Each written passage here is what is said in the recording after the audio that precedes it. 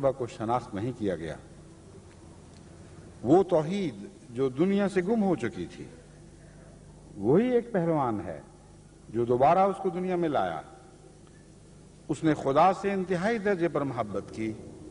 اور انتہائی درجے پر بنی نوع کی ہمدردی میں اس کی جان گداز ہوئی۔ اس لیے خدا نے جو اس کے راز کا واقف تھا اس کو تمام انبیاء اور تمام اولین اور آخرین پر فضیلت بخشی اور اس کی مرادیں اس کی زندگی میں اس کو دیں۔ وہی ہے جو سرچشمہ ہر ایک فیض کا ہے، اور وہ شخص جو بغیر اقرار افاضہ اس کے کسی فضیلت کا دعویٰ کرتا ہے وہ انسان نہیں بلکہ ذریت شیطان ہے، کیونکہ ہر ایک فضیلت کی کنجی اس کو دی گئی ہے اور ہر ایک معرفت کا خزانہ اس کو عطا کیا گیا ہے۔ جو اس کے ذریعے سے نہیں پاتا وہ محروم ازلی ہے۔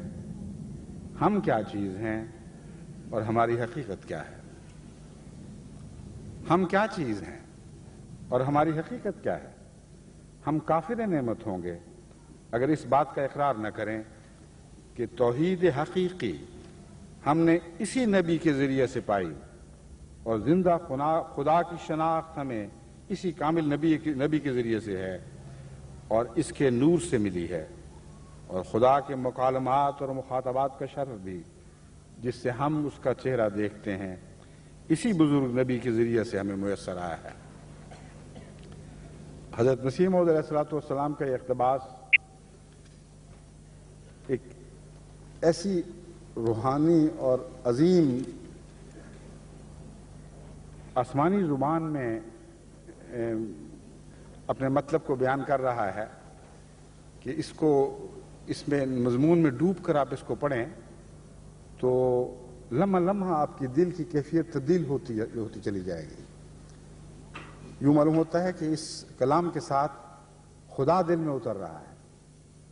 حضرت صلی اللہ علیہ وآلہ وسلم کا عرفان اس مضمون کو پڑھنے کے بعد ان معنوں میں نصیب ہوتا ہے کہ گویا آپ کے عرفان کے ساتھ ہی خدا کا عرفان نصیب ہو رہا ہے، اور کہ عرفان کو حق کی دولت کو پانے کے لیے یہی ایک فرما روا رسول ہے جس کے خزانے سے آپ حقیقت میں خدا کا عرفان پا سکتے ہیں، مگر پہلے اس نبی کا عرفان پانا ضروری ہے۔ فرماتے ہیں وہ توحید جو دنیا سے گم ہو چکی تھی وہی ایک پہلوان ہے جو دوبارہ اس کو دنیا میں لایا۔ سوال یہ ہے کہ توحید کے ساتھ پہلوانی کا کیا تعلق ہے؟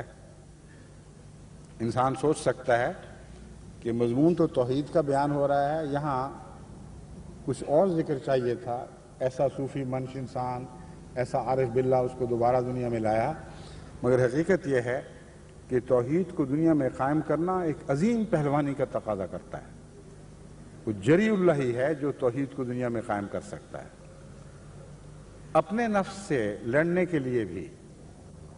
جتنی پہلوانی کی ضرورت ہے وہی انسان کو میسر نہیں آتی۔ اپنے نفس میں توحید کو جاری کرنے کے لیے جتنی غیر معمولی طاقت کی ضرورت ہے وہی انسان کو نہیں آتی۔ اس لیے کوئی شخص تو اپنے وجود کو اندرونے کو بھی موحد نہیں بنا سکتا، اس لیے کہ اس میں وہ طاقتیں نہیں ہیں جن طاقتوں کے ساتھ مسلسل لڑائی کر کے غیر اللہ کے سے تعلق رکھنے والی ہر قوت کو مغلوب کرنا پڑتا ہے۔ بس لفظ پہلوان یہاں یوں معلوم ہوتا ہے جیسے حضرت مسیح موعود علیہ السلام کے دل پر الہام ہوا تھا، کیونکہ لفظ پہلوان ہی در حقیقت اس مضمون کو خوب کھولتا اور بڑی شان کے ساتھ بیان کرتا ہے کہ غیر معمولی جد و جہد کرنی پڑی ہے آپ کو، غیر معمولی طاقت اور شان کے ساتھ آپ نے غیر اللہ کا مقابلہ کیا ہے اور تب کہیں جا کر توحید کو دنیا میں نافذ کیا ہے۔ جیسا کہ میں پہلے بھی خطبات میں ذکر کر چکا ہوں، آپ بعض چھوٹی چھوٹی باتوں میں بھی مواحد بننے کے لیے اپنے نفس سے لڑائی شروع کر کے دیکھیں تو آپ کو معلوم ہوگا کہ نفس کو زیر کرنا کتنا مشکل کام ہے۔ در حقیقت پاک دامنی کے لیے انسان کی جد و جہد توحید کے لیے جد و جہد کا ہی دوسرا نام ہے۔ مواحد ہی ہے جو ہر پہلو سے یک رنگ اور پاک دامن ہوا کرتا ہے۔ اور اس پہلو سے بڑے بڑے پارساؤں کو بھی دیکھیں تو ان کے دامن بھی داغدار دکھائی دیں گے، کیونکہ نفس کی کمزوریاں جگہ جگہ انسان کی راہ میں حائل ہو جاتی ہیں اور گناہ کے چھینٹوں سے انسان کا داغدار ہوتا رہتا ہے۔ ہاں ایک وجود تھا، حضرت اقدس محمد مصطفیٰ صلی اللہ علیہ وآلہ وسلم کا وجود، جنہوں نے خود اپنے متعلق فرمایا کہ شیطان تو میری رگ و پے میں بھی دوڑنے والا ہے، جیسا کہ ہر انسان کے لیے مقدر کیا گیا ہے، مگر میرا شیطان مسلمان ہو چکا ہے۔ شیطان مسلمان ہو گیا، اس کا مطلب یہ ہے کہ نفس کی ہر باغیانہ طاقت کو آپ نے زیر کر لیا، ہر بدی کی تحریک کرنے والے جذبے کو آپ نے لگام دے دی، اور ایک ایسے پاک وجود کے طور پر وہ ابھرے جس کے نفس سے غیر اللہ کی طرف کوئی تحریک نہیں ہوتی تھی، بدی کا کوئی محرک بھی دل میں باقی نہیں چھوڑا۔ اسے پہلوانی کہتے ہیں، اور یہ پہلوانی پہلے اپنے نفس کو زیر کرتی ہے، پھر غیروں کو زیر کرنے کی طاقت عطا ہوتی ہے۔ بس حضرت مسیح موعود علیہ السلام فرماتے ہیں وہ توحید جو دنیا سے گم ہو چکی تھی،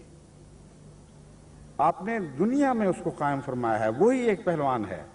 جو دوبارہ اس کو دنیا میں لایا۔ اور یہ کیسے لایا؟ اس نے خدا سے انتہائی درجے پر محبت کی اور انتہائی درجے پر بنی نوع کی ہمدردی میں اس کی جان گداز ہوئی۔ توحید کے نتیجے میں اللہ کی محبت درجہ کمال کو پہنچتی ہے، کیونکہ جب غیر باقی نہ رہے، ایک ہی نقش ہو، حسین نقش، اور وہ خدا کی ذات کا نقش ہو، تو کسی اور سے محبت رہ ہی نہیں سکتی۔ لیکن ایک اور قسم کی محبت تمام بنی نوع انسان سے ہو جاتی ہے، اور وہ خدا کے واسطے سے ہے۔ جو محبوب ہو اس کو جو چیز پیاری لگتی ہے وہ محبت کرنے والے کو بھی پیاری لگنے لگتی ہے، اور یہی وہ مضمون ہے جو حضرت اقدس محمد رسول اللہ صلی اللہ علیہ وآلہ وسلم کی ذات میں کامل شان کے ساتھ جلوہ گر ہوا۔ حضرت مسیح موعود علیہ السلام فرماتے ہیں اس نے انتہائی درجے پر اللہ تعالیٰ سے محبت کی، اور جتنی وہ محبت بڑھی اسی قدر خدا کی مخلوق سے بھی محبت پیدا ہوئی، اور خدا کی مخلوق سے محبت کسی ذاتی تعلق یا دل کی نرمی کے نتیجے میں نہیں تھی، بلکہ عشق الہی کے نتیجے میں تھی۔ اور یہ وہ محبت ہے جس کے نتیجے میں انسان کو عظیم قربانیوں کی توفیق ملتی ہے، ورنہ عام طور پر انسانی ہمدردی کا جذبہ دوسری قوموں میں بھی آپ کو دکھائی دے گا، لیکن جہاں ان لوگوں سے نفرت کا سلوک کیا جائے، ان کے احسان کو قبول کرنے کی بجائے ان پر پتھر برسائے جائیں،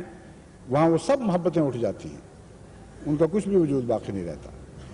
انسان پھر پتھر کا جواب پتھر سے دینے لگتا ہے، گالی کا جواب گالی سے دینے لگتا ہے۔ مگر اگر محبت بنی نوع انسان کے منہ کی محبت نہ ہو، بلکہ خدا کی وجہ کی محبت ہو، خدا کے چہرے کی محبت ہو، اور خدا کی خاطر اس کی مخلوق سے محبت کی جائے، کہ وہ مخلوق جیسا بھی اس سے کسی محبت کرنے والے سے سلوک کرے، اس کی محبت کا منہ نہیں پھیر سکتی، ناممکن ہو جاتا ہے۔ بس حضرت اقدس محمد رسول اللہ صلی اللہ علیہ وآلہ وسلم نے جس درجے پر بنی نوع انسان سے ہمدردی کی ہے اور ان کی خاطر آپ کی جان گداز ہوئی ہے، اس کی مثال آپ کو دنیا میں اور کہیں دکھائی نہیں دے گی،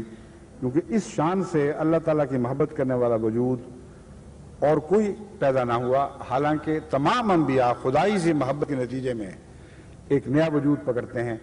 اور تمام انبیاء کی محبت بنی نوع انسان سے خدا کے واسطے سے ہی ہوتی ہے۔ اس بات کو اچھی طرح ذہن نشین کر لیں کہ اس معاملے میں رسول اکرم صلی اللہ علیہ وآلہ وسلم استثناء نہیں ہے۔ حضرت مسیح موعود علیہ السلام یہ نہیں فرما رہا ہے کہ صرف حضرت محمد رسول اللہ کو خدا کی خاطر بنی نوع انسان سے محبت ہوئی، یہ فرما رہے ہیں کہ آپ کو خدا سے اتنی محبت ہوئی کہ خدا کی تمام مخلوق سے محبت ہو گئی۔ جو کچھ خدا نے پیدا کیا، خدا کی محبت کا رحم کا کرشمہ اس مخلوق کے لیے بھی آپ کے دل میں جلوہ گر ہوا اور اس وجود کی محبت میں تبدیل ہوتا رہا۔ یہ وہ مضمون ہے کہ اس پہلو سے دنیا میں آپ کو کہیں کوئی اور نبی ایسا دکھائی نہیں دے گا۔ اس کا ثبوت یہ ہے کہ جتنے دنیا کے انبیاء آئے ہیں وہ سب قومی بھی تھے اور زمانے کے لحاظ سے وقتی بھی تھے، اور جتنا چاہیں آپ انبیاء